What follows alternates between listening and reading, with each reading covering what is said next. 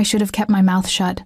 That's what my manager told me later, her face pale as she pulled me into the kitchen, away from the dining room where he still sat. But in that moment, when the man in the $1,000 suit snapped his fingers at me like I was a dog, something inside me cracked. I don't respond to that, I'd said, my voice steady despite the tremor in my hands. If you want service, you ask politely. The restaurant had gone silent.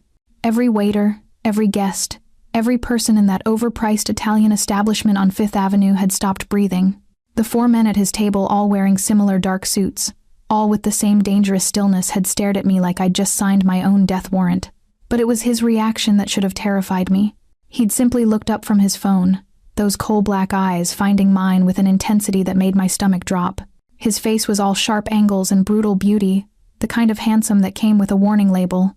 Dark hair pushed back from his forehead, a jaw that could cut glass, and lips that curved into something that wasn't quite a smile. "What's your name?" he'd asked, his voice low and accented Italian, definitely Italian, but smoothed by years of American living. "Elena." I don't know why I told him the truth. Maybe because lying to those eyes felt impossible. "Elena." He'd said it like he was tasting it, rolling the syllables around his mouth. "You realize who I am? I realize you're a customer who forgot his manners." One of his men had actually gasped. Another had reached inside his jacket for what? I didn't want to know, but the man at the head of the table had raised one hand, stopping whatever violence was about to unfold. "Everyone out," he'd said quietly. I'd thought he meant me. I'd already been calculating whether I could make this month's rent without this job, whether my little sister could manage another semester at NYU if I had to find something else. But then I realized he meant everyone else. The entire restaurant. His men had stood immediately, gesturing to the other diners with a politeness that somehow made the threat more explicit.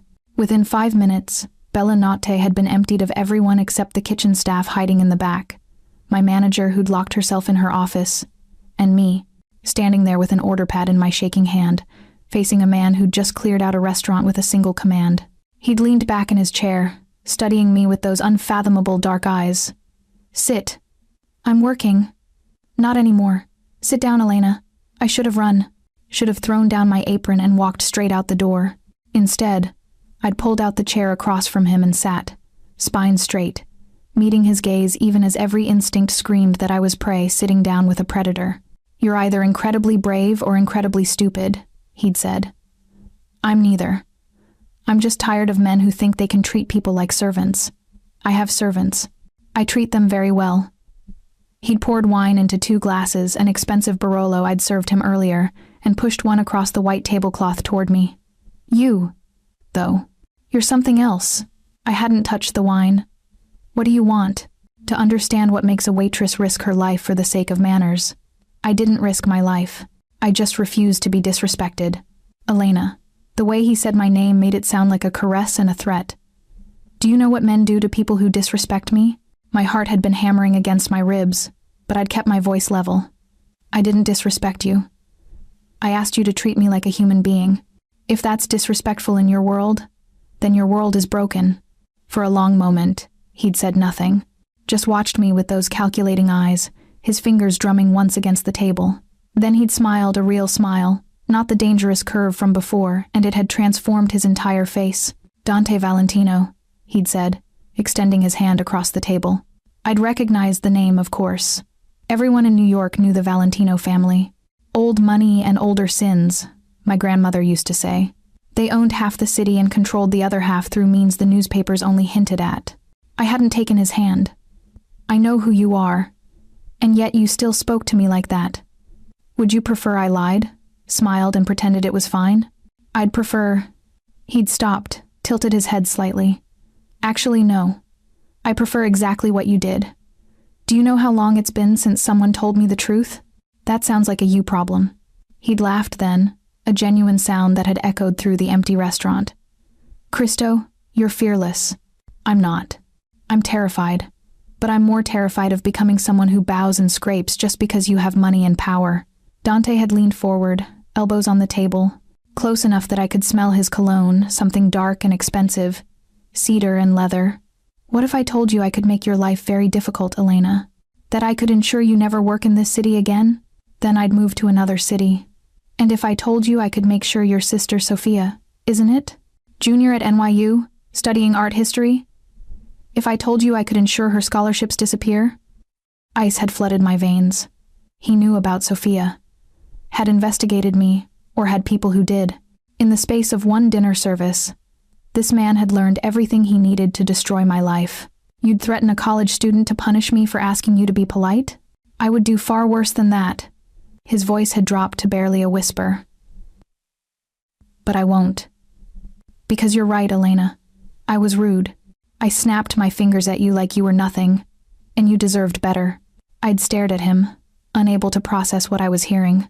I'm sorry, Dante Valentino had said. I apologize for my disrespect. Then he'd stood, buttoned his jacket, and pulled out a money clip thick with $100 bills. He'd laid 5 of them on the table, $500 for a meal he hadn't eaten. For the trouble, he'd said.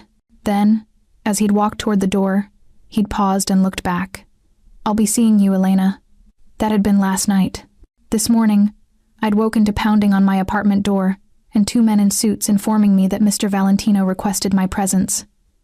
Not asked, requested, as if there was a difference. And if I refuse, I'd ask through the chained door. Then we wait, the older one had said politely. Mr. Valentino was very clear. We don't force, we don't threaten. We simply deliver the invitation and wait for your answer. They'd been waiting for 3 hours now. I could see them through my window, standing beside a black SUV with tinted windows, patient as statues. My phone buzzed. An unknown number. The men at your door will not leave until you agree to meet with me. But I give you my word you are safe. I simply want to talk, and perhaps to apologize properly. DV. Another text came through immediately after. An image. A property deed. To an island. A private island off the coast of Long Island, 37 acres of pristine beachfront. Made out in my name. Consider it an apology for yesterday. And an incentive for today. 1 hour of your time, Elena. That's all I'm asking. I stared at my phone, at the impossible document on my screen, at the 2 men waiting patiently 3 stories below. Dante Valentino had bought me an island. For refusing to serve him, my hands were shaking as I texted back. This is insane. His response was immediate. Yes. Will you come anyway? I looked around my tiny studio apartment, the water-stained ceiling, the radiator that clanked through the night, the second-hand furniture I'd cobbled together from thrift stores. I thought about Sophia's tuition, about the double shifts I worked just to keep us afloat, about the exhaustion that had become my constant companion, and I thought about those dark eyes watching me across a white tablecloth, and the way he'd said my name like it meant something. I was either incredibly brave or incredibly stupid. 1 hour, I typed, and I'm timing it. The response came with a single word and an emoji I never would have expected from a Mafia don. Deal. I grabbed my jacket, checked that the pepper spray was still in my purse, and headed for the door. Whatever Dante Valentino wanted with me, I was about to find out. And somehow, I knew my life would never be the same. The SUV was even more intimidating up close. Bulletproof glass I could tell by the thickness. Probably armored plating too. The kind of vehicle that said its owner expected to be shot at and wanted to be prepared. Miss Elena. The older man opened the rear door with a slight bow. I'm Marco. This is Enzo. We work for Mr. Valentino. As what, drivers? Bodyguards? Kidnappers? Marco's lips twitched. All 3, depending on the day. Today, we're simply drivers. Please. I climbed in, half expecting to find Dante waiting inside. Instead, the leather interior was empty, except for a bottle of sparkling water and a single white rose on the seat. No note. Just the rose. Where are we going? I asked as Marco pulled into traffic. Mr. Valentino's office. Which is where? You'll see shortly, Miss Elena. 20 minutes later, we pulled up to a building in Tribeca that looked like it had been designed by someone with more money than God and the taste to match. All glass and steel and modern architecture that probably cost more than most people made in a lifetime. The elevator required a key card. We rode to the top floor in silence, except for the soft classical music playing overhead. Vivaldi, the 4 Seasons, winter. Appropriate, I thought, given that I felt like I was walking into a storm. The elevator opened directly into a penthouse office that took up the entire floor. Floor-to-ceiling windows overlooked Manhattan, giving a view that made my stomach flip. Central Park stretched out like a green oasis below, and in the distance, I could see the Hudson River glittering in the morning sun. Elena. I turned. Dante stood by the windows. And in the daylight, he was even more devastating than I'd remembered. He'd traded the suit for dark slacks and a white shirt with the sleeves rolled up, revealing forearms corded with muscle and scattered with scars. His hair was slightly disheveled, like he'd been running his hands through it. He looked like every warning your mother ever gave you about dangerous men. "Thank you, Marco," Dante said without looking away from me. "That will be all." The door clicked shut behind me. 1 hour, I said, checking my phone. "Starting now." He smiled. "Would you like coffee? Breakfast?" I had my chef prepare. "Explanation. I'd like an explanation." "Why did you buy me an island?" Dante moved toward his desk, a massive thing made of dark wood that looked like it had been carved from a single tree, and leaned against it, crossing his arms. "Because you intrigued me. That's it?" "I intrigue you, so you buy me property worth millions?" "The island was 12 million, actually, though the property taxes will be significant. I hope you don't mind, I've set up a trust fund to cover those as well." I felt dizzy. "You're insane." "I've been called worse." He gestured to a chair. "Please, sit. You look like you're about to faint." "I don't faint. And I don't accept gifts from men I don't know, especially not islands." "Then get to know me." He pushed off from the desk, moving closer. "That's why I asked you here. I want you to understand who I am. I know who you are, Dante Valentino, head of the Valentino crime family. You run drugs, weapons, probably human trafficking. No." His voice went hard as steel. "Never trafficking, never children, never anything that exploits the helpless. I have rules, Elena. Lines I don't cross. How noble. You only do the regular crimes." He studied me for a long moment. "You're angry." "I'm confused. And yes, angry. You can't buy people, Dante. I'm not buying you. He stopped, ran a hand through his hair in a gesture that was almost vulnerable. "Cristo, I'm handling this badly." "You think?" "Sit, please. Let me explain. And if at the end of this hour you want nothing to do with me, I'll have Marco drive you home and you'll never see me again. The island is yours regardless, no strings attached. I'll have my lawyers transfer the deed and then I'll disappear from your life." I didn't sit, but I didn't leave either. "Talk," I said. Dante moved back to the windows, looking out over the city he apparently controlled. "I was 8 years old when I watched my father kill a man at our dinner table. The man had stolen from us, not money, but respect. He'd insulted my mother in front of his friends, so my father shot him 3 times in the chest while we were eating pasta." I said nothing. What could I say? My mother didn't flinch. My older brother, Luca, he just kept eating, and I learned something that night in my family. Violence is just another language. Respect is currency, and showing weakness gets you killed. He turned back to me. "I've spent 34 years in this world, Elena. I've hurt people, killed people, done things that would make you run screaming if you knew the details. But I have always maintained one thing. I treat people with respect unless they give me reason not to." You snapped your fingers at me. I did, because I'd spent the entire day dealing with men who would kill me given the chance, negotiating with families who see me as either an asset or a threat, managing an empire built on blood and fear. And somewhere in all that, I forgot that not everyone in my life is a soldier or an enemy. He moved closer, and I should have stepped back, but I didn't. "You reminded me that I'm still human, Elena. That simple courtesy matters. That a waitress in a restaurant deserves the same respect as the men who would die for me. No one has done that in years, maybe ever. So you bought me an island. I wanted to show you that I heard you, that your words mattered, that you matter." His phone buzzed. He glanced at it, and his entire expression changed, hardened into something cold and deadly. "Scusi," he said, stepping away. "I need to take this." He spoke in rapid Italian, his voice low and dangerous. I caught a few words my grandmother had taught me enough to understand the basics. Betrayal, warehouse. How many dead? When he ended the call, his jaw was tight. "I need to handle something," he said. "Marco will take you home." "What happened?" "Nothing you need to worry about. Dante, Elena." He was suddenly in front of me, close enough that I could see flecks of gold in those dark eyes. "In my world, knowledge is dangerous. The less you know, the safer you are. Trust me on this." "Then why bring me into your world at all?" "Because I'm selfish." His hand came up, fingers grazing my cheek so lightly I might have imagined it. Because for one moment yesterday, I felt like a man instead of a monster. And I want more of those moments. His phone buzzed again. Then again. Go, he said. Marco will. The windows exploded. Glass shattered inward in a storm of glittering shards. I screamed as Dante grabbed me, pulling me down behind the desk as bullets tore through the air where we'd just been standing.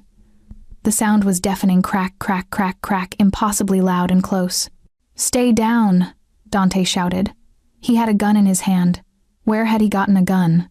And was returning fire, calm as if he did this every day. Maybe he did. The door burst open and Marco rushed in, weapon drawn, Enzo right behind him. More gunfire, shouting in Italian, Dante's body covering mine, his weight pressing me into the floor. One arm wrapped around my head as if he could shield me from bullets with just his flesh. The stairs, Marco shouted. East side clear. Dante hauled me up, keeping himself between me and the shattered windows.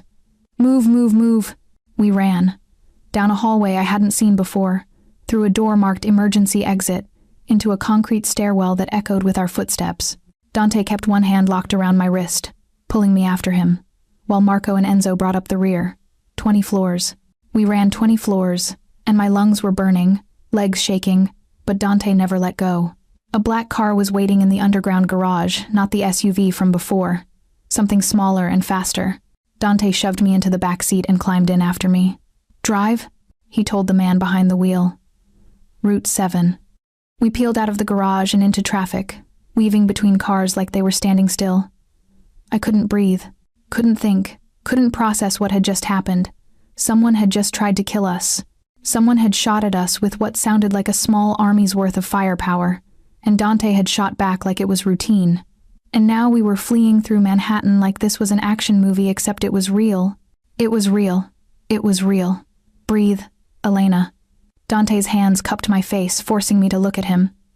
Look at me. Breathe. You're safe now. Safe? I laughed, and it came out hysterical. Someone just tried to kill us. Welcome to my world, he said grimly. This is what I wanted to protect you from. Then why did you bring me to your office? Why, because I'm an idiot who thought I could have one normal morning. His thumb brushed away tears I hadn't realized were falling. I'm sorry. Cristo. Elena. I'm so sorry. The car took a sharp turn, tires squealing. We were heading out of Manhattan now, toward the bridges. Where are we going? I asked. Dante's expression was grim. Somewhere they can't follow. Somewhere I can keep you safe until I figure out who just declared war on me. You can just drop me at my apartment. Your apartment isn't safe. If they know enough to hit my office, they know enough to find you. You're with me now, Elena. Whether you like it or not. I stared at him, this dangerous, beautiful man who'd bought me an island and then nearly gotten me killed in the same morning. This is insane, I whispered. Yes, he agreed. But you're alive, and I intend to keep you that way. He pulled out his phone, firing off rapid texts, his other hand still holding mine. And despite everything, the fear, the chaos, the absolute insanity of the situation, I didn't pull away. Because somehow, impossibly, I felt safer with Dante Valentino than I'd felt in years. God help me. The safe house was a mansion in Westchester that looked like it belonged in a magazine. You call this a safe house? I asked as we pulled through iron gates that probably cost more than my apartment building. I call it Tuesday, Dante said. He was on his third phone call since we'd left Manhattan, speaking in that rapid Italian that I could barely follow. From what I gathered, half his men were tracking down whoever had attacked us, while the other half were securing every property he owned. The car stopped in front of a sprawling colonial with white columns and perfectly manicured gardens. It looked peaceful, normal, like the kind of place where families barbecued on weekends and kids played in the yard, not like a place you fled to after a firefight in a penthouse. Inside, Marco said, opening my door. Quickly, please, Miss Elena. The interior was just as pristine hardwood floors, expensive furniture, art that probably belonged in a museum. But I noticed the details Dante's men saw. The reinforced door frames, the security cameras disguised as light fixtures, the panic room door hidden behind a bookshelf that didn't quite sit flush with the wall. The guest room is upstairs, second door on the left, Dante said, still on his phone. Everything you need should be there. If not, ask. Marco, how long are we staying? He covered the phone's microphone. As long as it takes. I have work. My sister is being moved to a secure location as we speak. 2 of my best men are with her. She's safer than you are. My blood went cold. You sent men after Sophia? I sent men to protect Sophia. There's a difference.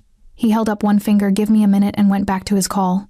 I stood there in the marble foyer, still wearing my coffee shop jeans and the sweater I'd grabbed this morning, and tried to process how my life had gone from struggling waitress to whatever this was. Protected witness? Hostage? Dante's responsibility? Miss Elena? Marco appeared at my elbow. Perhaps you'd like to freshen up? Mister, Valentino will likely be occupied for some time. I want to talk to my sister. Of course. I'll have someone bring you a secure phone. Upstairs. The guest room was larger than my entire apartment. King-sized bed with white linens that probably cost more than my monthly rent. Attached bathroom with a soaking tub and a shower that looked like it could fit 4 people. And I opened the closet clothes. Women's clothes in exactly my size. How? I whispered. Mister, Valentino called ahead, said a woman's voice behind me. I spun. A middle-aged woman with kind eyes and graying hair stood in the doorway, holding a tray with tea and sandwiches. I'm Maria, she said. I manage this house. Mr. Valentino called me this morning and gave me your sizes. I did my best with the time I had, but if anything doesn't fit, we can adjust. He knew my sizes? Mr. Valentino is very observant. She set down the tray. You should eat, dear. You've had quite a morning. That was the understatement of the century. Maria left me alone, and I finally let myself fall apart. Just for a moment. Just long enough to sit on the edge of that expensive bed and shake with the adrenaline crash. Someone had tried to kill us. Someone had shot actual bullets at actual people, and I'd been one of those people. And Dante had covered my body with his own like it was instinct. Like he wouldn't even consider letting me take a bullet. Why? Why would he do that for a waitress he barely knew? A knock on the door. Elena? Dante's voice, quieter than before. May I come in? It's your house. He entered anyway, looking exhausted. He'd changed into clean clothes, but there was a cut on his forehead I hadn't noticed before, probably from the glass. Blood had dried in his hair. You're hurt, I said. It's nothing. There's literally blood on your face. Elena, sit. I pointed to the bed. Let me look at it. For a moment, I thought he'd refuse. Then he sighed and sat, looking up at me with those impossibly dark eyes as I moved closer. The cut wasn't deep, but it needed cleaning. I went to the bathroom, found a first aid kit under the sink. Of course there was a first aid kit, and brought it back. This might sting, I warned, dabbing at the wound with antiseptic. Dante didn't flinch, but his eyes never left my face. You don't have to do this, he said quietly. You took bullets for me. I think I can handle a band-aid. I mean any of this. You can leave, Elena. I'll make sure you're protected. Set you up somewhere safe, somewhere far from New York. You and Sophia both. New identities, new lives. Whatever you want. I paused, the antiseptic-soaked cotton still pressed to his forehead. Is that what you want? For me to leave? I want you to be safe. That's not what I asked. He caught my wrist gently, his fingers warm against my skin. What I want is irrelevant. You didn't ask for this. Didn't ask to be dragged into a war between families. The right thing, the good thing would be to let you go. But I'm not a good man, Elena. His voice dropped to almost a whisper. And the thought of you leaving makes me want to burn the entire city down. My breath caught. We were so close I could see the flecks of gold in his eyes, could feel the heat radiating from his body. I should be terrified of you, I said. You should be. I'm not. Then you're not as smart as I thought. I pressed the butterfly bandage over the cut, my fingers lingering perhaps longer than necessary. Tell me something true, Dante.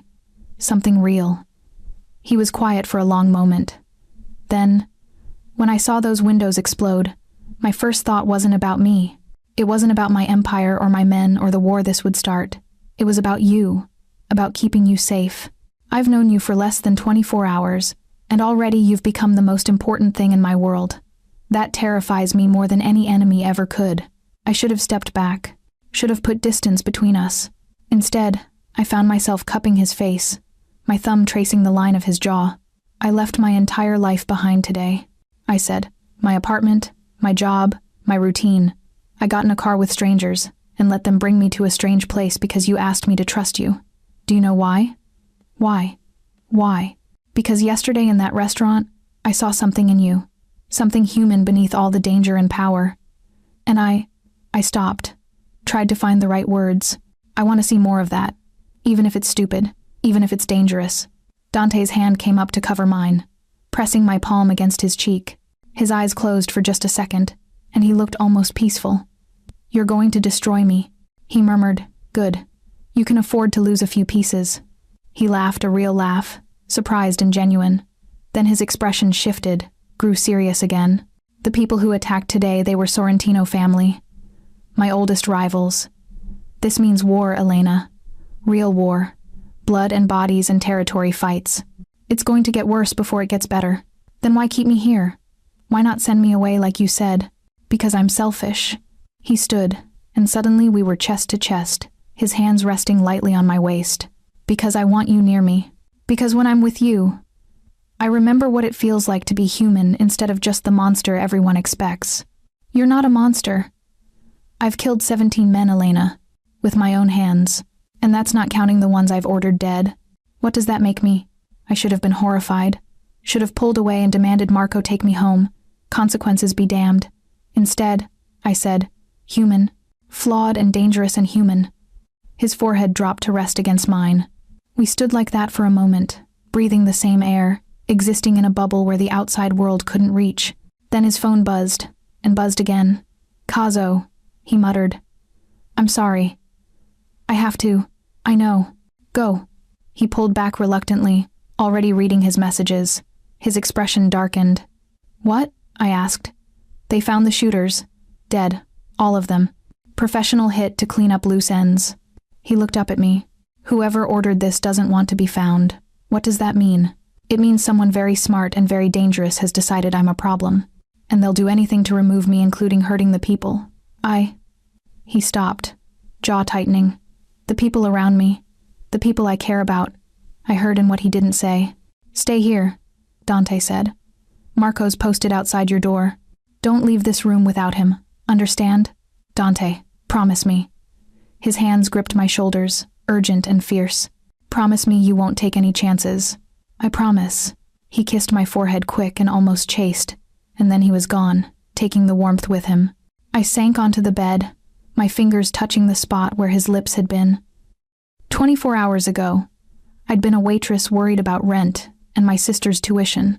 Now I was in a mansion under armed guard, bandaging the wounds of a Mafia don who looked at me like I was precious, while someone out there plotted both our deaths. My phone buzzed, the secure one Marco had given me. A text from Sofia. They said you're safe? What the hell is going on, Elena? Why are there men with guns in my apartment? I started to type a response, then stopped. What could I possibly say that would make sense? Another text, this time from an unknown number. Your sister is beautiful. It would be a shame if something happened to her. Leave Valentino, or she dies. You have 24 hours. The phone slipped from my numb fingers. They'd found Sofia, and they were going to kill her unless I left. I was down the stairs before I could think twice. The phone clutched in my shaking hand. Mr. Valentino is in a meeting. Marco started, but I pushed past him into the study where Dante stood over a table covered in maps and photographs with 6 of his men. They're threatening Sofia, I said, thrusting the phone at him. The room went silent. Dante read the message, and something cold and deadly settled over his features, the same expression I'd seen right before the shooting started. When did you receive this? His voice was terrifyingly calm. Just now, 2 minutes ago. He handed the phone to Marco. Trace it, now. Then, to the other men. Double the guard on Sofia. If anyone gets within 50 feet of her who isn't ours, I want them breathing but unable to walk. Understood? Sir. They filed out quickly, leaving us alone. They knew about her before today, I said.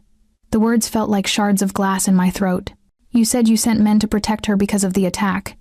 But they already knew about Sofia before that. They've been watching us. Yes. Dante's jaw was tight, probably for days. Since the restaurant, I'd guess. Because I talked to you. Because I refused to serve you.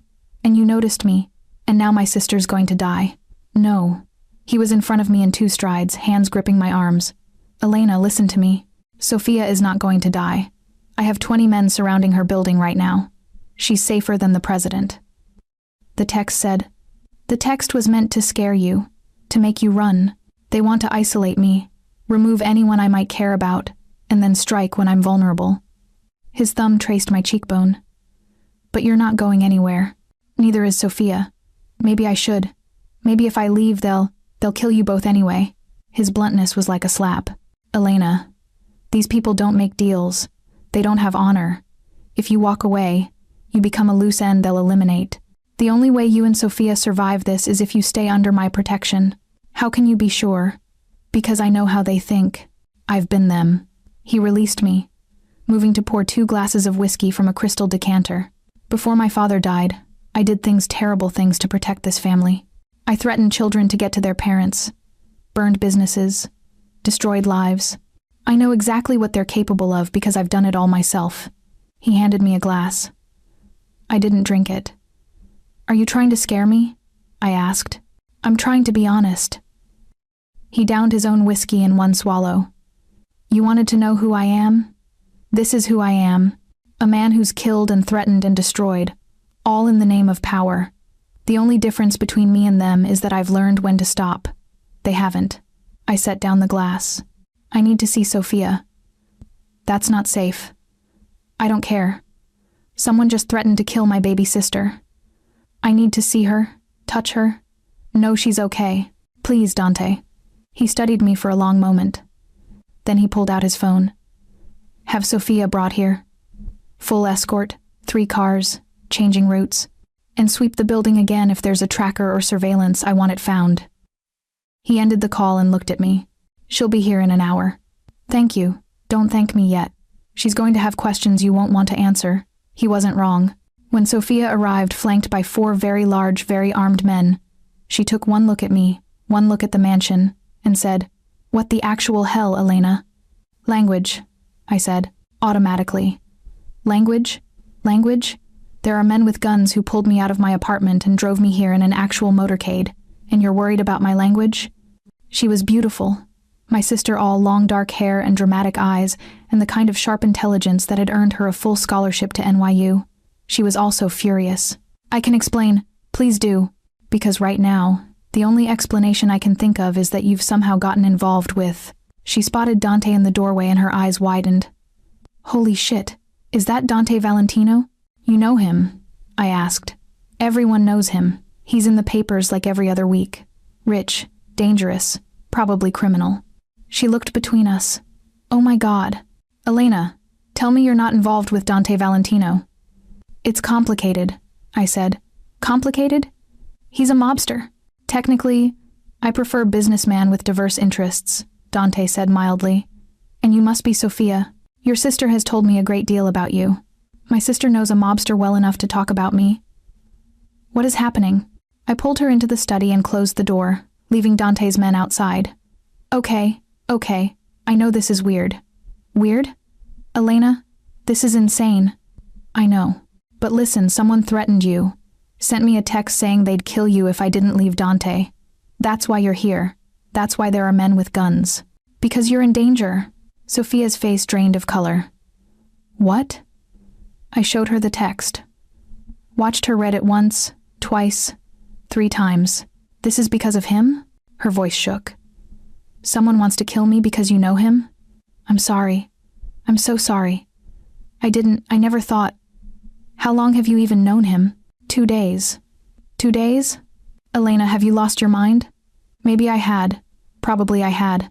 But I also knew that the moment those windows had exploded, Dante's first instinct had been to cover my body with his, that he'd looked at me like I was precious, that something in him called to something in me, as dangerous as that was. I know it's crazy, I said. I know you're scared, but Dante's men are the only thing standing between us and whoever sent that threat. Right now, this is the safest place we can be. Sophia sank into a chair, her face in her hands. This can't be real. This can't be my life right now. I knelt beside her, taking her hands. I'm going to keep you safe. I promise. How? How are you going to keep me safe from mobsters and killers and... She looked up at me, and I saw the fear in her eyes. The same fear I'd felt. I'm scared, Elena. Me too. A knock on the door. Marco's voice. Miss Elena? Mr. Valentino requests your presence. Sophia gripped my hands tighter. Don't leave me. I won't. Come with me. We found Dante in the security room, a space filled with monitors showing every angle of the property and several buildings I didn't recognize. He was watching footage, his expression grim. What is it? I asked. He pointed to one screen. That's Sophia's apartment building. 2 hours ago. The footage showed a man in a maintenance uniform entering the building. He's not maintenance. He's Sorrentino, one of their best surveillance operatives. He was in my building? Sophia's voice was small. He planted cameras in your apartment, Dante said. 3 of them. We found them all, disabled them. But they've been watching you for at least 3 days. My stomach turned. What did they see? Your routines, your schedule, your friends. He pulled up another screen. They also planted a tracker on your car, Elena, and another on your purse. My purse? How did they? Then I remembered. Yesterday, at the restaurant, I'd left my purse in the break room. Anyone could have accessed it. They've been planning this for days. Longer, Dante said. This kind of operation takes weeks to set up. They've been watching me, looking for weaknesses. And when I took an interest in you, he stopped, jaw tight. I made you a target. This isn't your fault, I said. It's entirely my fault. He finally looked at me, and the guilt in his eyes was devastating. You spoke to me once, and I've destroyed your life. You haven't destroyed anything. You're keeping us safe. For now. But they're not going to stop, Elena. The Sorrentinos want war, and they'll use you and Sophia to get it. The only question is how far they're willing to go. As if in answer, all the monitors went black. Then one flickered back to life, showing a single image.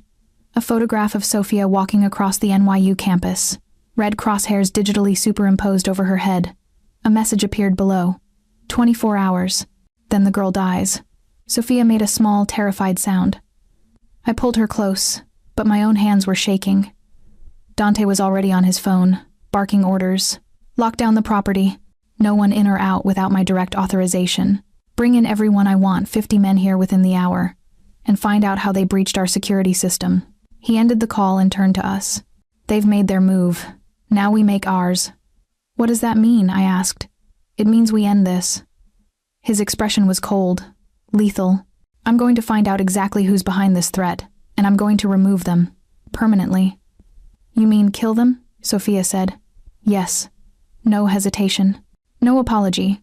This is what my world looks like. There's no police to call. No laws that will help. There's only power and the willingness to use it. And if you're wrong? I asked. If you kill the wrong people, then I'll have started a war that could destroy everything I've built. He moved closer, his hand finding mine. But I'd burn it all down before I let them hurt you. Sophia looked between us, her expression a mixture of fear and understanding. You care about her. Really care about her. Dante's eyes never left mine. More than I should. More than is safe. But yes. Then I guess we're doing this, Sophia said shakily. The whole Mafia protection thing.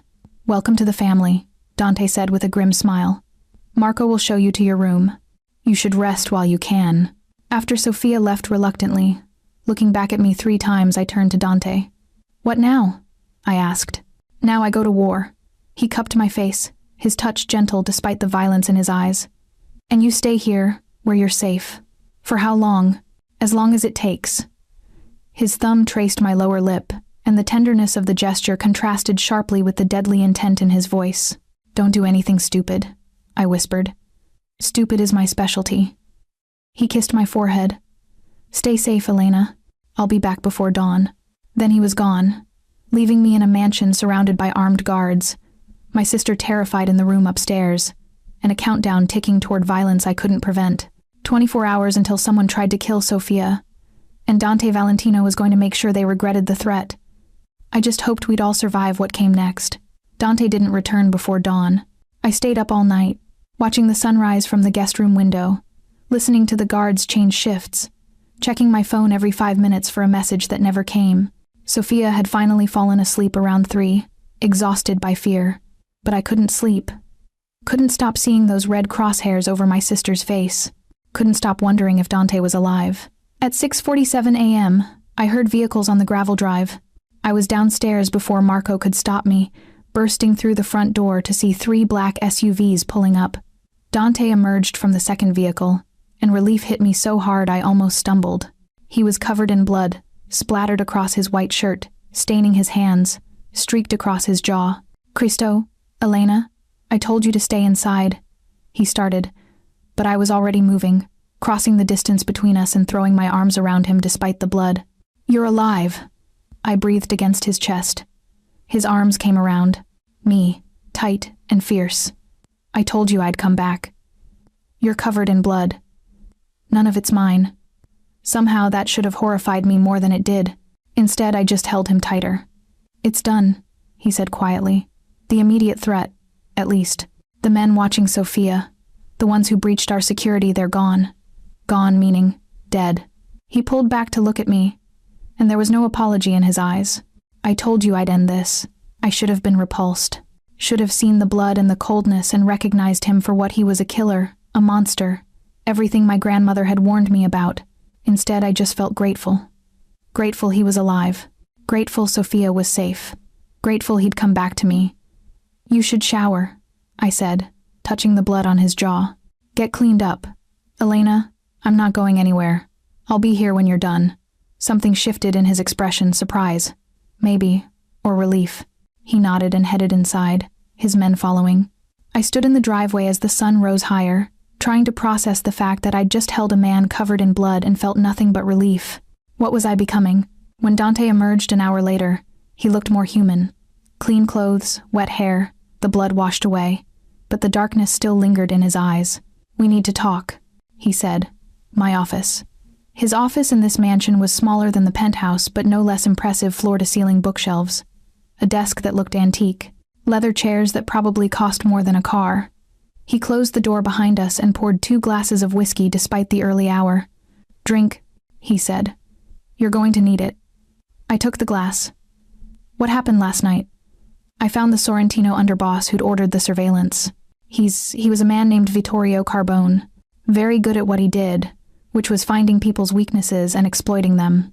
Dante's voice was matter of fact, like he was discussing a business report. "He's the one who had Sophia followed, who planted the cameras and trackers, who sent you that message. He won't be sending any more messages." I swallowed hard. "What about the Sorrentinos? Won't they retaliate?" "Probably. But I've made it clear that anyone who comes after you or Sophia will face the same fate as Carbone. Sometimes in my world, the only language people understand is violence." He set down his glass, moving closer. "I need you to understand something, Elena. This isn't over. What happened last night bought us time, but it's not a permanent solution. The Sorrentinos won't stop until I'm dead. Or they are. Then what do? We do nothing. You stay here, protected, until I can negotiate a truce or end this war entirely. How long will that take? Weeks, maybe months." I laughed bitterly. "You want me to stay here for months? With Sophia? Just, what, living in your house like prisoners? Like my guests? That's just a pretty word for prisoners. It's the only way I can keep you safe." His voice rose, frustration breaking through his control. "Elena, you have to understand these people will not stop. They'll use you to get to me. Use Sophia to break you. The only way you survive is if you're under my protection, in my home, surrounded by my men. So I give up my entire life? My job, my freedom, your life? Elena, you waitress double shifts just to afford a studio apartment. You worked yourself to exhaustion every day and still worried about making rent. I'm offering you something better. As what? Your kept woman? Your prisoner in a gilded cage?" His jaw tightened. "You know that's not what this is." "Do I? Then what is it, Dante? What am I to you?" The question hung between us, heavy and unanswered. "I don't know," he finally said. "I don't have words for what you are. I just know that when those windows exploded, the only thing I cared about was you. That I killed 6 men last night without hesitation because they threatened you. That the thought of you leaving makes me feel like I can't breathe." He moved closer, and I could smell the soap from his shower, see the exhaustion in the lines around his eyes. "I've spent 34 years building walls around myself," he said quietly. "Becoming someone who doesn't feel, doesn't care, doesn't let anyone close enough to be a weakness. And then you refused to serve me dinner, and everything I'd built just crumbled. Dante, stay." His hand found mine, fingers interlacing. "Not as a prisoner. Not as my kept woman. Just stay. Let me protect you. Let me figure out what this is between us without the threat of you dying hanging over my head. I should have said no. Should have demanded he take Sophia and me somewhere far away, set us up with new identities, let us disappear. Instead, I said, I need to call my boss. Explain why I can't come back to work. His relief was palpable. I'll buy the restaurant. Give you a different position. Something you can do from here. You're not buying the restaurant. Fine. I'll pay your salary for however long this takes. Consider it hazard pay. This is insane. Yes. He smiled, and it transformed his face. But you're staying. I'm staying. He pulled me closer, and suddenly we were chest to chest, his hands resting on my waist. You should know something else. What? I haven't stopped thinking about you since that first night. The way you stood up to me. The way you looked at me like I was just a man instead of... He stopped, searching for words. Everyone I've ever known wants something from me. Power, money, protection. But you just wanted me to be polite. That's not so much to ask. In my world, it's everything. His forehead rested against mine. You make me want to be better. Do better. Be the kind of man who deserves someone like you. I'm not special. You're everything. His voice was fierce. And I'm going to keep you safe. Elena, whatever it takes. Then he kissed me. It wasn't gentle. Wasn't sweet or tentative. It was desperate and claiming. Months of loneliness and violence and isolation poured into one moment of connection. His hands cupped my face, angled my head, deepened the kiss until I was drowning in him. I kissed him back with equal desperation. Maybe it was the fear, the adrenaline, the insanity of everything that had happened. Or maybe it was simpler than that. Maybe I'd been falling for him since that first moment in the restaurant. When he'd looked at me like I mattered. When we finally broke apart, we were both breathing hard. I started. A terrible idea, he finished. I shouldn't have. Do it again. His eyes darkened. Elena, I'm not fragile, Dante. I'm not going to break because you kissed me. And I'm not going to pretend I didn't want you to. I pulled him back down. So kiss me again, or I'm going to think you didn't mean it. He groaned and obliged, backing me against his desk until I was sitting on the edge, his body between my knees. This kiss was slower, deeper, a claiming that made my toes curl. You're dangerous, he murmured against my lips, says the mobster. I mean it. You make me forget. His hand slid into my hair.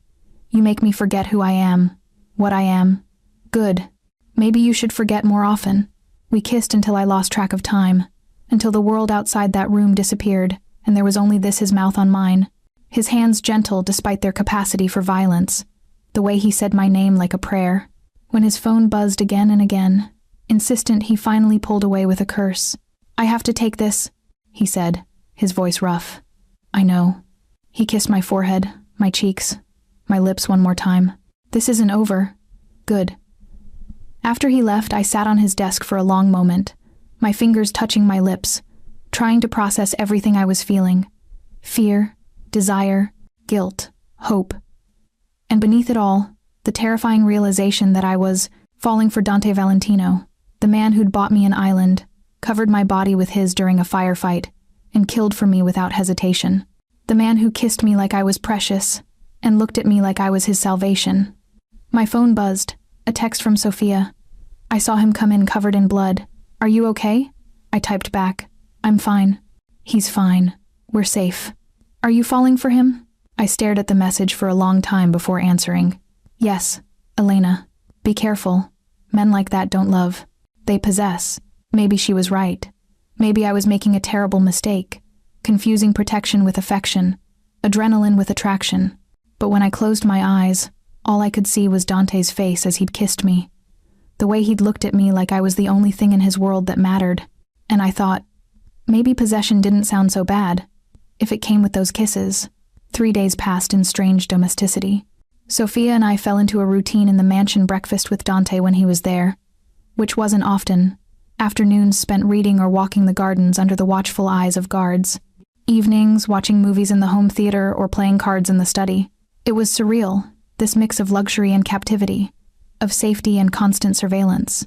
Dante was gone most days, handling his empire, managing the fallout from Carbone's death, negotiating with families who saw weakness in his protection of us. But his nights, those belonged to me. We'd talk for hours in his study, sharing stories about our childhoods, our fears, our dreams. He told me about his mother, who died when he was 12, and how he'd promised her he'd be different from his father. I told him about my parents, lost in a car crash when I was 19, and how I'd raised Sophia alone ever since. And we kissed. God, we kissed. Against bookshelves and on leather sofas, and once, memorably, in the kitchen at 2 a.m., when we'd both been unable to sleep. Each kiss felt like falling, like drowning, like coming home. But we never went further than that. Dante would pull back, breathing hard, his hands shaking slightly as he put distance between us. "Not yet," he'd say. "Not while you're here because you have to be. When you stay with me, I want it to be because you choose to." On the fourth morning, I woke to voices raised in argument downstairs. I found Dante and Marco in the study, tension crackling between them. "Telling you, it doesn't make sense," Marco was saying. "Carbone was small time. He didn't have the authority to order something this big. Then who did?" Dante's voice was ice. "That's what I'm trying to tell you. I've been asking around, and no one in the Sorrentino family claims responsibility for the hit on your office. They're as confused as we are." I stepped into the room. "What does that mean?" Both men turned. Dante's expression softened when he saw me, but there was worry beneath it. "It means we might have the wrong enemy," he said. "Marco's sources suggest the Sorrentinos didn't order the attack, which means someone else did and tried to make it look like them." "Who? That's the question." He gestured to the table, where photographs and documents were spread out. "Someone with resources, intelligence, and a deep understanding of how my family operates. Someone close enough to know my schedule, my security protocols, He stopped, jaw tightening. "My weaknesses." "You think it's someone inside your organization?" I said. "I think it's someone I trust." The words seemed to pain him. "And that's infinitely more dangerous than an external enemy." Marco's phone rang. He answered, listened, and his face went pale. "Sir, you need to see this. Now." He pulled up a video on his laptop. Security footage from the restaurant the night I'd refused to serve Dante. But the angle was wrong. This wasn't from Bellinata's cameras. This was from across the street, zoomed in, focused specifically on our table. Someone had been watching that night, filming us. "There's more," Marco said grimly. He pulled up another video. My apartment building. Sophia leaving for class. Then another me walking to work. Another Sophia at the library. Weeks of surveillance, all dated before the attack on Dante's office. Who had these? Dante's voice was deadly quiet. "They were uploaded to a private server. Took our tech team days to crack it." Marco hesitated. "Sir, the server was registered too." The door burst open. One of Dante's men, a younger guy named Luca, rushed in, blood streaming from a cut on his forehead. "Sir, we have a breach." "South perimeter, they're inside the grounds." Dante was moving before Luca finished speaking. "Marco, get Elena and Sophia to the safe room. Now. Full lockdown protocol." He grabbed a gun from his desk drawer. "How many?" "Unknown. At least 6, maybe more. They disabled the cameras. Gunfire erupted somewhere in the house. Close. Too close. Go." Dante shoved me toward Marco. "Get them out of here. I'm not leaving you. Elena, please." His eyes found mine, desperate. "I can't fight if I'm worried about you. Please." Marco grabbed my arm, pulling me into the hallway. Sophia appeared at the top of the stairs, eyes wide with fear. "What's happening?" "Safe room," Marco ordered. "Move." We ran through the mansion down a hallway, through a door hidden behind a panel, into a concrete stairwell that descended into darkness.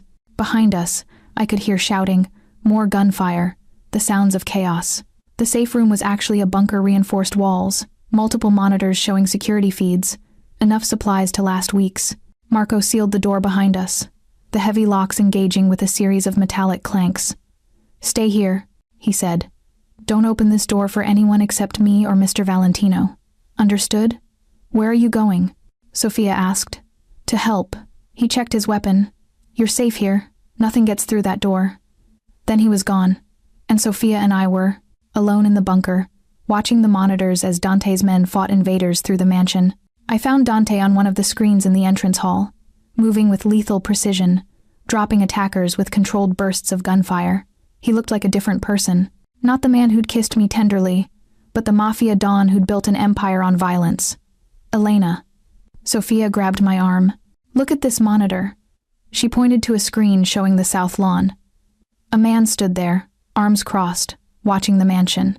He wasn't fighting, wasn't participating in the attack, just watching.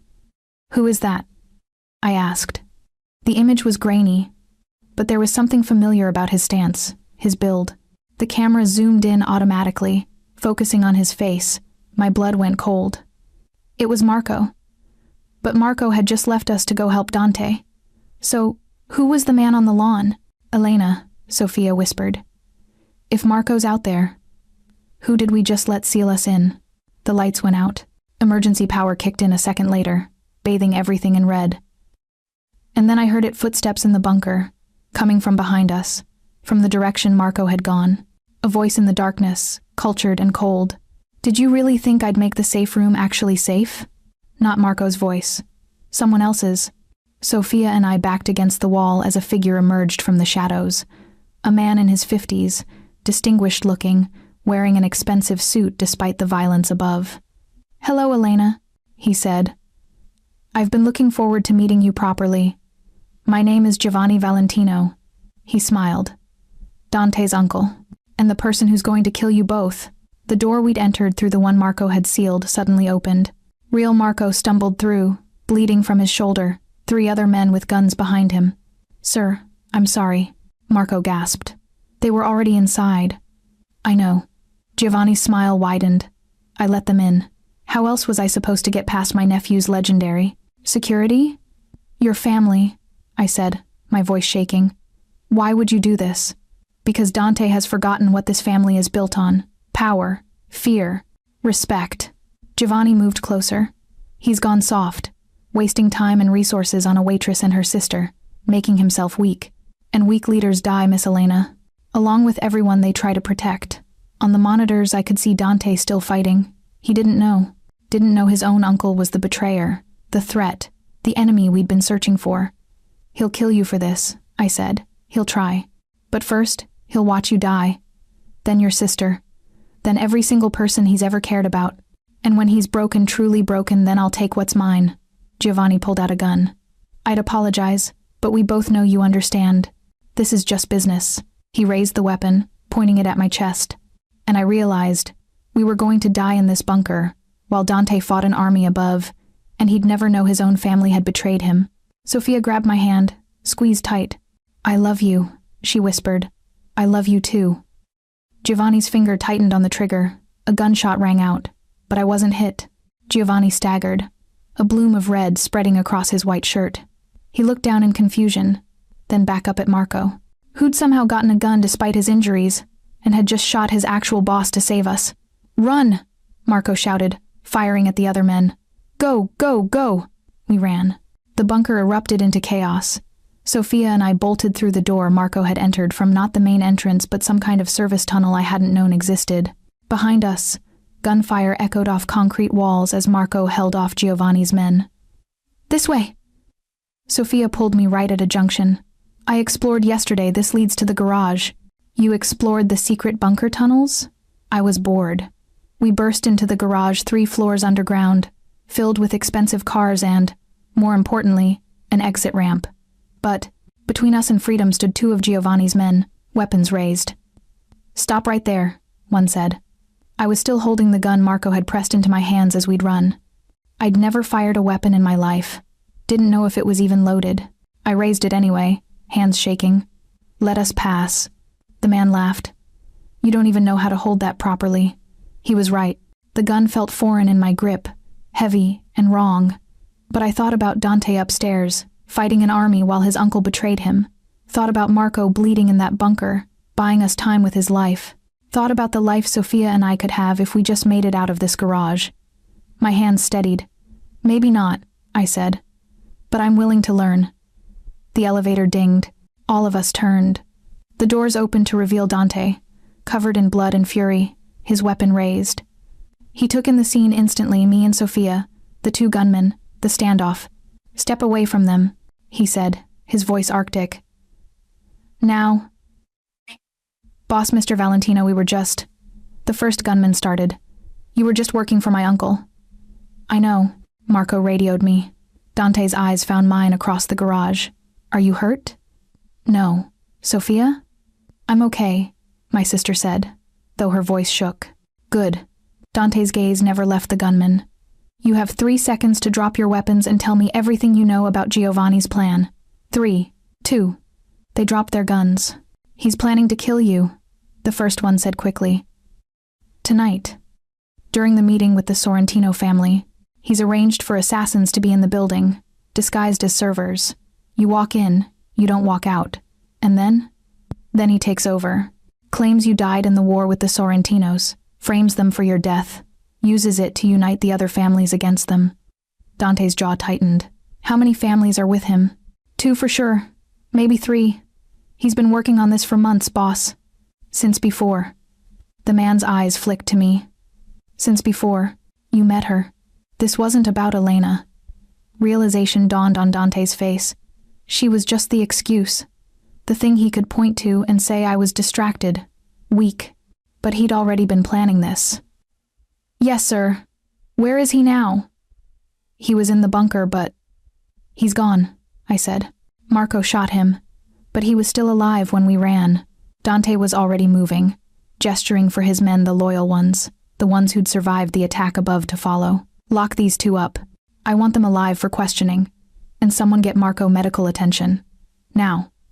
He crossed to me, his hands cupping my face, checking for injuries. Are you sure you're okay? Both of you? We're fine. Dante, your uncle. I know. I should have seen it. Should have suspected. His voice cracked slightly. He's family. I trusted him. That's not your fault. It's entirely my fault.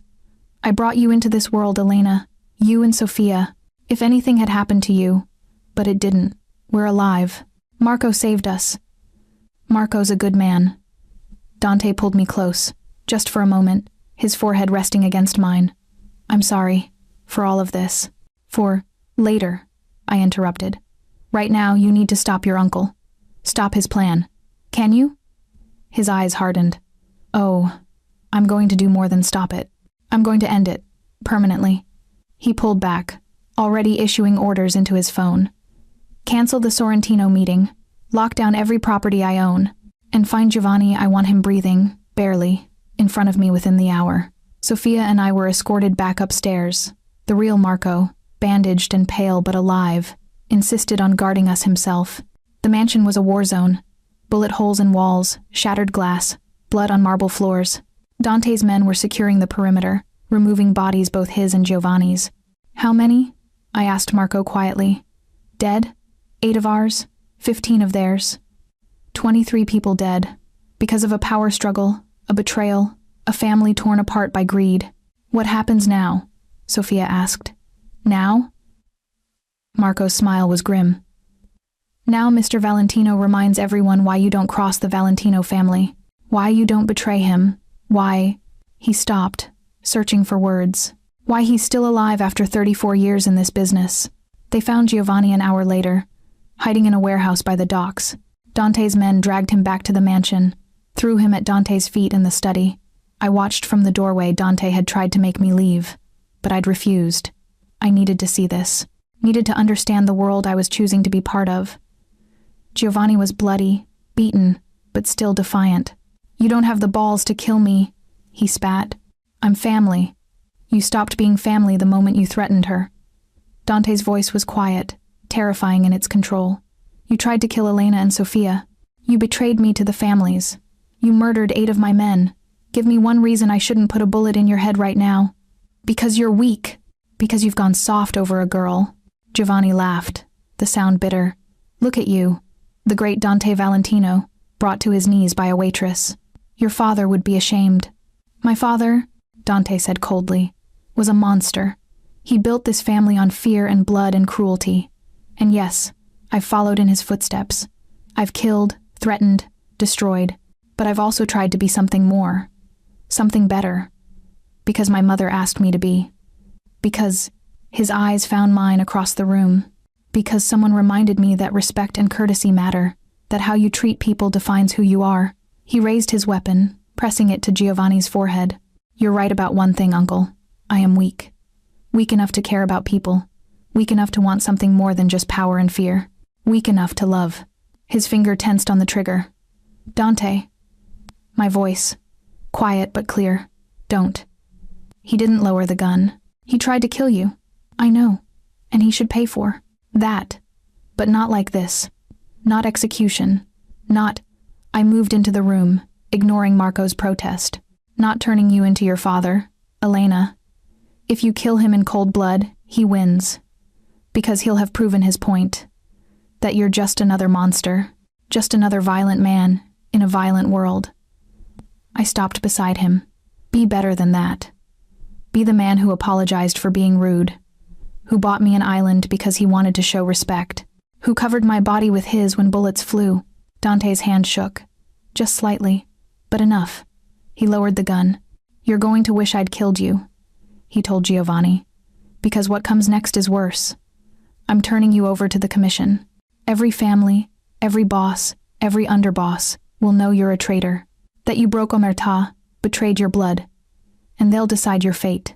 Giovanni's face went pale. In the Mafia world, there were things worse than death. Being labeled a traitor, turned over to the commission's judgment, that was one of them. Get him out of here, Dante ordered. And make sure every family knows what he did, what he tried to do. After Giovanni was dragged away, the study emptied until it was just Dante and me. You stopped me, he said quietly. Yes. Why? He tried to kill you. Your sister. He deserved, maybe. But you deserve better than becoming a killer because of me. I moved closer, taking his hand, still shaking slightly with unspent rage. You said I make you want to be better. Let me help you be better. You're either very brave or very stupid. I've been told that before. I smiled, remembering. By you. Actually, the first night. His laugh was broken. Cristo, was that really only a week ago? It feels like a lifetime. A lot has happened. Too much. Elena, He stopped, struggling with words. I've put you through hell. You should hate me. I should, but I don't. Why not? Because beneath the violence and the power and the dangerous world, I see you. The man who apologizes when he's wrong. Who protects people he cares about with everything he has. Who's trying, every day, to be better than his father. I cupped his face. That's the man I'm falling for. Not the Mafia Don. Just you. His eyes closed. And for a moment he looked almost peaceful. I don't deserve you. Probably not. But you're stuck with me anyway. He kissed me then, deep and desperate, pouring everything he couldn't say into the contact. When we broke apart, we were both breathing hard. This life, he said. My life. It's always going to be dangerous. There will always be people who want to hurt me, hurt the people I care about. There will be violence and fear and nights where you don't know if I'm coming home. I know. And you'd choose this anyway? Choose me? I thought about the past week. The fear, the danger, the blood and violence. Thought about Sofia terrified in the bunker, about Marco bleeding, about 23 people dead because of a power struggle. Then I thought about Dante's hands gentle on my face, about the way he'd covered my body with his, about how he'd stopped himself from killing his uncle because I'd asked him to. Yes, I said. I choose you. His smile was brilliant, transforming his entire face. Then I have something to show you. Dante led me to a part of the mansion I'd never explored, past the guest rooms and living areas, up a private staircase to what I assumed was his personal floor. Where are we going? I asked. You'll see. His suite was stunning, all dark wood and leather and floor-to-ceiling windows overlooking the estate. But he didn't stop there. He opened a door I'd thought was a closet, revealing another staircase. This one spiraled up, narrow and slightly claustrophobic. At the top was a room I didn't expect. It was clearly an office. But unlike the formal study downstairs, this space was personal, comfortable. Bookshelves lined with worn paperbacks, not just the leather-bound first editions. A desk, scattered with photos his mother, smiling in a garden. A young Dante with an older boy who must have been his brother Luca. A guitar propped in the corner, scuffed and well-loved. This is your real office, I said. My sanctuary. He moved to the windows. No one comes up here except me. Not my men, not my family, no one. He turned to look at me. Until now. I understood what he was offering. trust, vulnerability, access to the parts of himself he kept hidden from his world. "Why show me this?" I asked. "Because you deserve to know who I really am. Not the boss, not the Don, just Dante." He gestured around the room. "I come here when I need to think, to remember I'm human, to play guitar badly and read books that have nothing to do with my business and pretend, just for an hour, that I'm normal." I moved to the bookshelves, running my fingers along the spines. Fantasy novels, poetry, history books, nothing about crime or business or the violent world below. "My mother used to read to me," he said quietly. "Every night, no matter how late my father's meetings ran, no matter how dangerous things got, she'd come to my room and read. Fantasy, mostly. Stories about heroes and adventures and worlds where good triumphed over evil." He laughed softly. "I think she wanted me to believe I could be one of the heroes, that I didn't have to be like my father. You're not like your father. I'm exactly like my father. I just try to be better at it." I found the photo of his mother, studied her face beautiful and kind, smiling at whoever held the camera. "Tell me about her." So he did. About Sofia Valentino, who'd married into the family at 19 and spent the next 20 years trying to inject humanity into a world built on violence. Who'd taught her sons to read and play music and treat people with respect. Who died of cancer when Dante was 12, leaving him in the care of a father who saw emotions as weakness. She made me promise her something. "Dante," said, the day before she died. She took my hand and said, "Don't let this life make you cruel. Whatever you have to do to survive, don't lose your humanity." And I've tried, Elena. I've tried so hard. But some days I look in the mirror and wonder if I've already lost it. I set down the photo and crossed to him. "You haven't. You couldn't have, because a man without humanity wouldn't care about losing it. That's circular logic. Maybe. But it's true." I took his hands. "You showed me this room, Dante. Your sanctuary. The place where you're just you. That's not something a monster does." He pulled me close, wrapping his arms around me. For a long moment we just stood there, two people trying to find peace in a world that offered none. "I want to give you a choice," he finally said. "A real choice, without guns or threats or violence forcing your hand. I already chose you. I know. But I need you to understand what that means." He pulled back enough to look at me. "If you stay with me, truly stay, not just hide here until the danger passes, your life changes forever. You become part of this world. My world. You'll be a target for my enemies. Your sister will be a target. Every moment will carry risk." "I know. Let me finish. Please." He guided me to a leather couch by the windows. "I'm the head of one of the most powerful crime families in New York. That comes with respect, fear, money, more money than you can imagine. It also comes with constant danger, hard choices, and the knowledge that I've done terrible things to stay in power." He took a breath. "If you stay, you'll eventually see all of that. The violence, the moral compromises, the moments where I have to be the monster instead of the man. And I need to know, need to be certain that you can handle that." "What's the alternative?" I asked. "I send you away, you and Sofia both. New identities, new city, enough money to never worry again, my protection from a distance, but no contact, no danger, no violence, just a normal life. And you?" His smile was sad. "I go back to being what I was before, cold, alone, powerful, exactly what my family expects." I looked around his sanctuary at the books and the guitar and the photos of a mother who'd wanted better for her son. Thought about the man who'd apologized for being rude, who'd bought me an island, who'd stopped himself from killing because I'd asked him to. "Can I tell you something?" I said. "Anything. When I was 19 and my parents died, I had a choice. Sofia was 14, scared, grieving. I could have put her in foster care, let the system handle it, gone off to college like I'd planned. I met his eyes. I chose her instead. Chose the double shifts and the exhaustion and the constant worry about money. Chose to be her parent instead of her sister. And people thought I was crazy giving up my future for a teenager who wasn't even really my responsibility. But she was your family. Exactly. And you don't abandon family." I took his hands. "Dante, you're not asking me to choose danger over safety. You're asking me to choose you. The real you. The man in this room who reads fantasy novels and plays guitar badly and tries every day to be better than his father. And if I fail, if I become the monster, then I'll remind you who you really are. Just like your mother tried to. Just like I did today. I smiled. That's what people who love each other do, right? They help each other be better.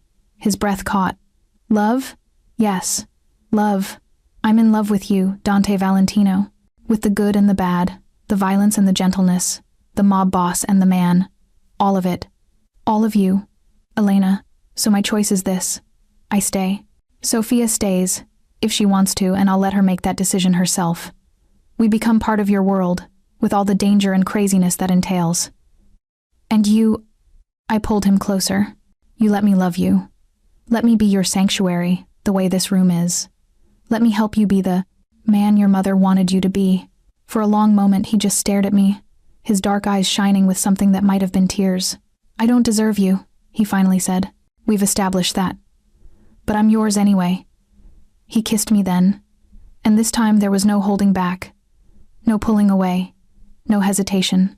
His hand slid into my hair, angling my head, deepening the kiss, until I couldn't think, couldn't breathe, could only feel. When he lifted me, I wrapped my legs around his waist, and he carried me to the couch without breaking the kiss.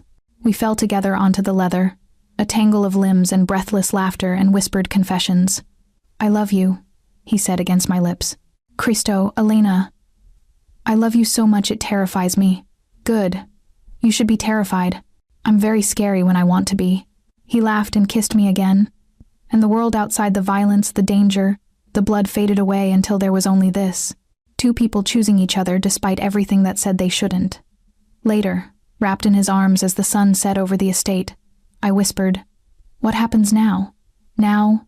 His fingers traced patterns on my back. Now I deal with Giovanni's betrayal, shore up my alliances, make sure everyone knows that attacking you is attacking me. That's the mob boss answer. What's the Dante answer? He smiled. The Dante answer is, now I introduce you to my family, the real family, not the traitors. I show the world that you're mine, and I'm yours. And then, he kissed my temple. Then we figure out the rest as we go. Together. Together. I agreed. My phone buzzed. Sophia, finally. Are you alive? Is he alive? Is this finally over? I typed back. Alive. He's alive. It's not over, but we're safe. For now. And you're staying with him? Yes. Even after everything? Especially after everything. Her response took a minute. Then I guess I'm staying too. Someone has to keep you both from doing anything stupid. I laughed and showed Dante the message. He smiled. She's a good sister. The best. Then I'll protect her like she's my own. I promise you that, Elena. Whatever comes, whoever threatens us, I'll keep you both safe. I believed him. Maybe that made me stupid. Maybe I was making the biggest mistake of my life, choosing a man who lived in violence and danger. But when he looked at me like I was his salvation, when he kissed me like I was precious, when he opened his sanctuary and let me see his soul, how could I choose anything else? The meeting with the commission was scheduled for 3 days later. Those 3 days were a whirlwind. Dante's lawyers drew up documents making Sophia and me officially under his protection, which in the mob world was as binding as any legal contract. His men swept every property for threats, reinforced security, and conducted background checks on every person who'd been in the mansion the night of Giovanni's attack. And Dante introduced me to his world. This is Salvatore Russo, he said, gesturing to a heavy-set man with kind eyes who ran the Brooklyn docks. Sal, this is Elena. She's under my personal protection. Sal had kissed my hand with old-world courtesy. Any woman who can tame Dante Valentino has my respect. Welcome to the family, Miss Elena.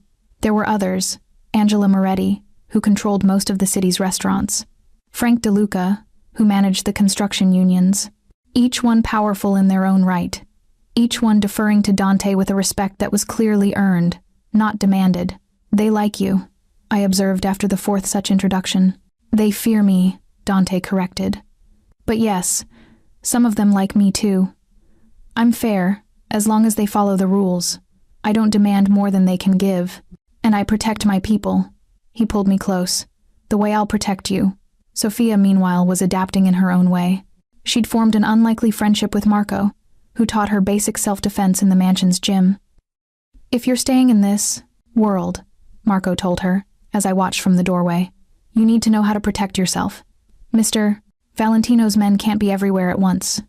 Show me the move again, Sophia said. The one where I flip someone twice my size. I smiled.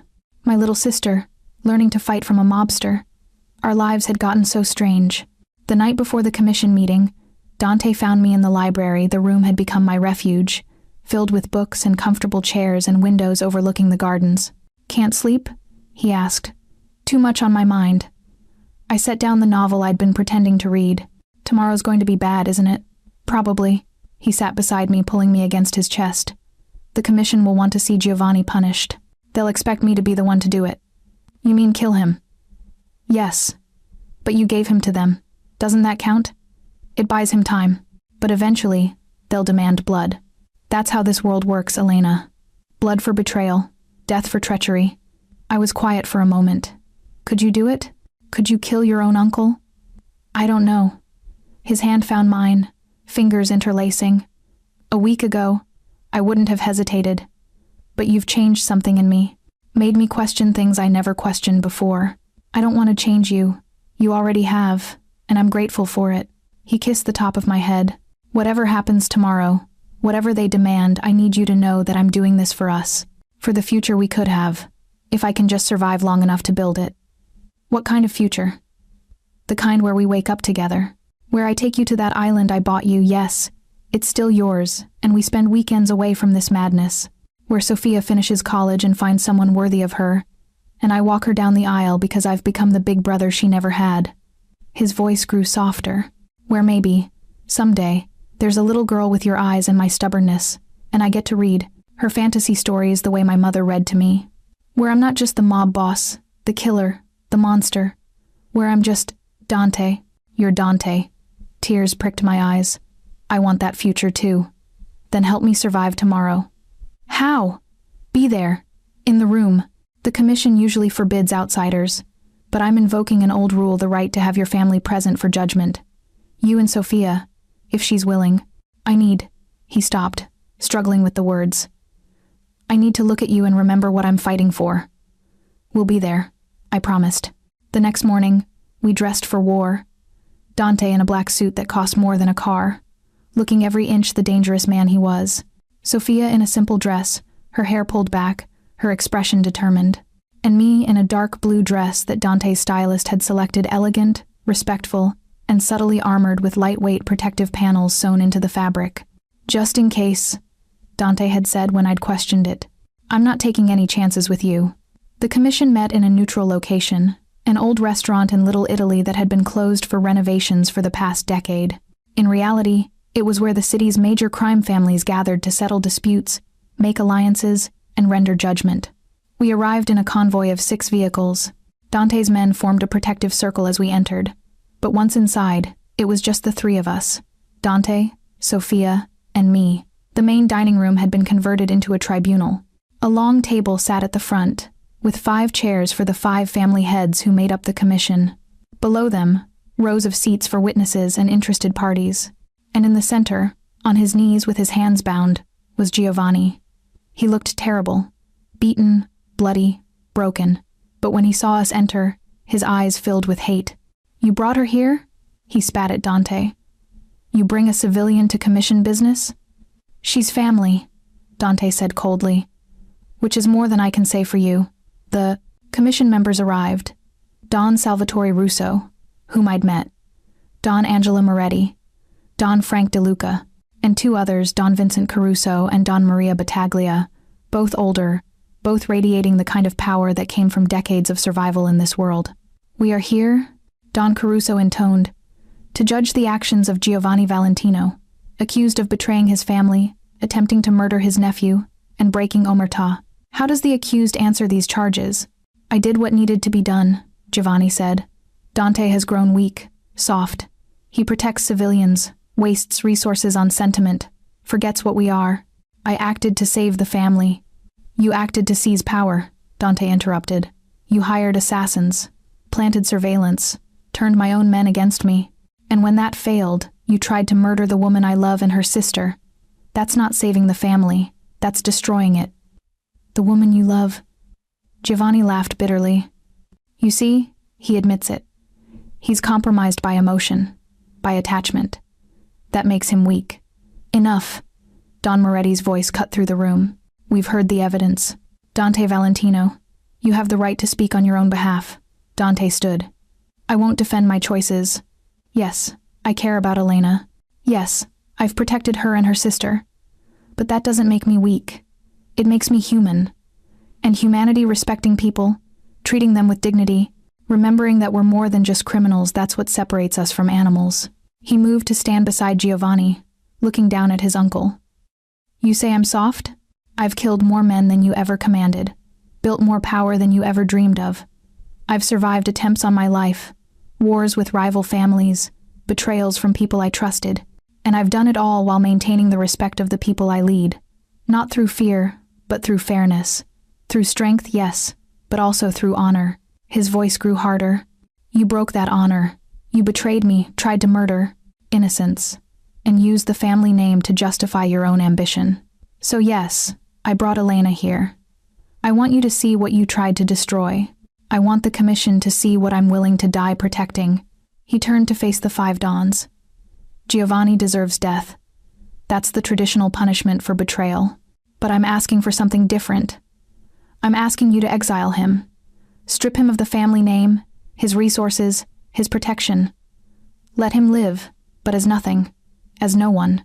Let him spend the rest of his life knowing that he lost everything because he forgot what family really means. The room was silent. Don Caruso looked at Dante for a long moment. And if we refuse? If we demand blood for betrayal? Then I'll provide it. Dante's hand moved to his jacket, where I knew he kept a gun. But I'm asking, begging for mercy. Not for him, for me. Because if I kill him in cold blood, I become exactly what he accused me of being, a monster without humanity. He's already a monster, Giovanni screamed. They all are. You think they care about mercy? About humanity? This is the Mafia, not Don. Battaglia's hand came down on the table like a gunshot. Silence. The 5 Dons conferred in whispers. Minutes stretched into an eternity. Sophia gripped my hand so tight it hurt. Finally, Don Russo spoke. We have reached a decision.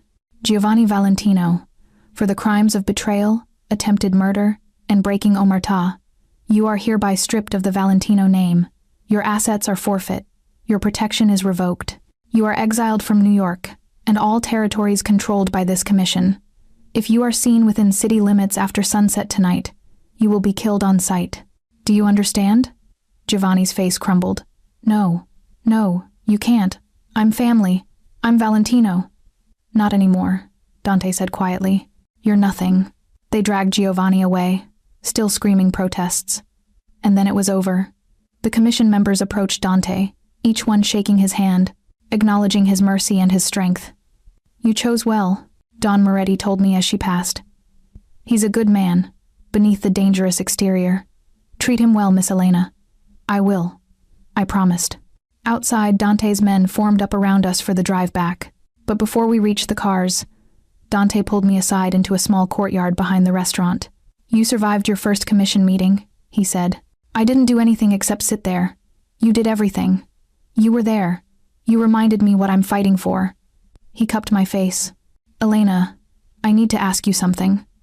And before you answer, I want you to really think about it. My heart started racing. Okay. Marry me. I stared at him. What? I know it's fast. I know we've only known each other a week, but in that week you've changed everything for me. You've made me want to be better, made me believe I can be more than just the monster my father created. His thumbs traced my cheekbones. I love you. I want to build that future. I described the island weekends and the children and the life that's more than just violence and fear. And I want to do it with you. Dante, you don't have to answer now. Think about it. Take all the time you need. But know that I'm serious. I want you as my wife, Elena. As my partner. As the person I wake up to every morning and fight to come home to every night. I thought about the past week. The terror and violence, yes. But also the tenderness. The way he'd protected us. Changed for us. Fought for us. The man in the sanctuary who read fantasy novels and played guitar. The Don who'd shown mercy when vengeance would have been easier. Yes, I said. He blinked. Yes? Yes, I'll marry you. I'll be your wife, your partner, your sanctuary. I'll help you be the man you want to be, and I'll love you through all of it, the good, the bad, the dangerous, the beautiful, all of it. His smile could have lit the city. You're sure? I've never been more sure of anything. He kissed me then, right there in that courtyard behind a closed restaurant where the Mafia had just rendered judgment, with his men waiting and Sophia probably watching and the whole complicated, dangerous world around us. And I kissed him back, choosing love over safety, danger over boredom, a mobster who read fantasy novels over a normal life that would never have challenged me. When we finally broke apart, both breathless, he pressed his forehead to mine. I'm going to spend the rest of my life making sure you never regret this, he promised. I won't, I said.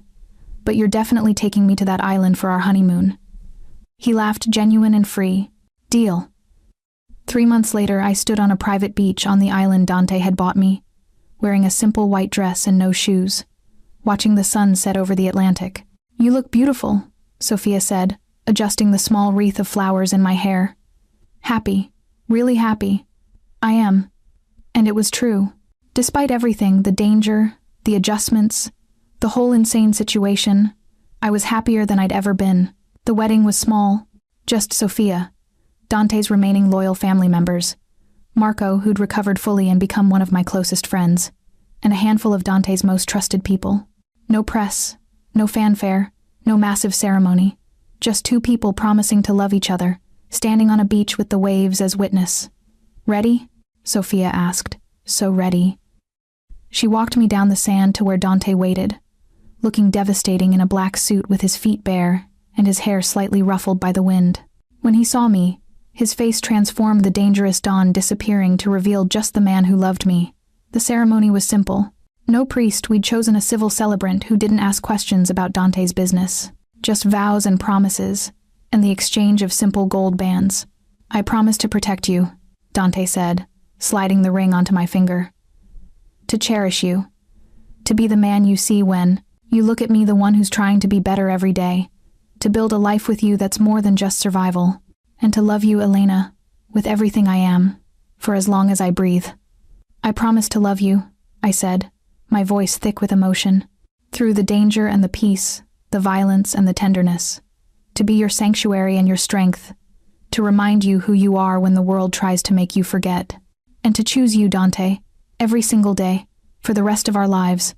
By the power vested in me, the celebrant said with a smile. I now pronounce you husband and wife.